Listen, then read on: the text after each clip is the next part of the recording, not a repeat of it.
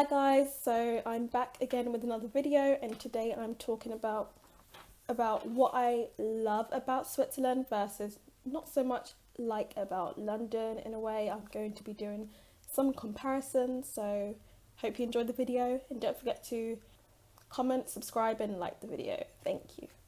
So number one, and I did actually mention this in the previous video, which I will leave the link below, is that Swiss people generally do say hi to their neighbours, and in London, not so much. Like, you might say hi to your neighbour, but if you don't, it's not bad. But over here, it's manners to say bonjour, bonsoir to your neighbour.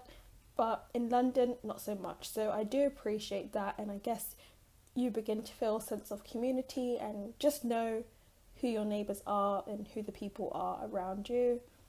Number two is how picturesque this country actually is. It's filled with mountains, etc., and like lakes.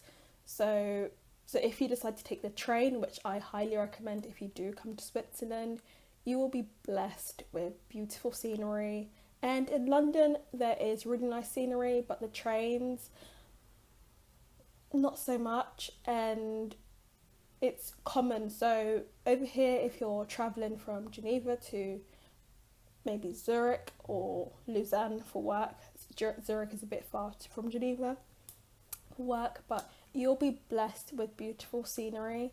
And in London, not so much. And I say this because, unless if you're traveling maybe a further distance, so London and to like Yorkshire, that's when the scenery is a bit more picturesque.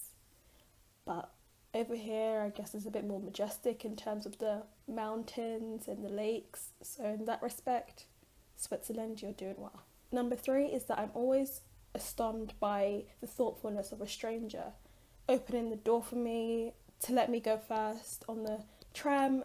It's just common courtesy, but this is not common in the UK. And so when I came here, I did find that quite weird in a way, but you soon get used to it and you begin to learn that it's just a norm here, and people do have respect for other people. Along with that, for instance, if you're running to catch the tram, you can expect someone to hold the door open for you, wait for you to run and get into the tram so you don't miss it. But in London, this would not happen, or at least not so often. So you'll probably be running, miss the bus, and no one will really open the door for you or keep the door held open for you. The next point is that trust. The Swiss system offers quite a high level of trust in terms of, if you do lose your purse on the tram, you can call up the lost and found and expect your purse to have been handed in. The same goes to if you've lost your purse or even like a personal document in a store. You can call up and that document or purse would have been handed in. In London, if you do lose an item, don't really have high expectations of getting the item back because the chances are quite slim. My next point is about trains. So trains here are quite efficient, comfortable and clean. They do get you from point A to B on time. Moves on to my next point about time. So time, I guess, Swiss time, etc. You know, Swiss watches. Switzerland is the home of watches, and Swiss people do respect time. So people do generally respect time and are not early, not late, but just on time. And also along with public transport. So public transport follows quite a orderly system in terms of trams do arrive on time and trains arrive on time. And in London, if a bus is late, just find another transport because there are delays. And I think we can all relate if we're from London.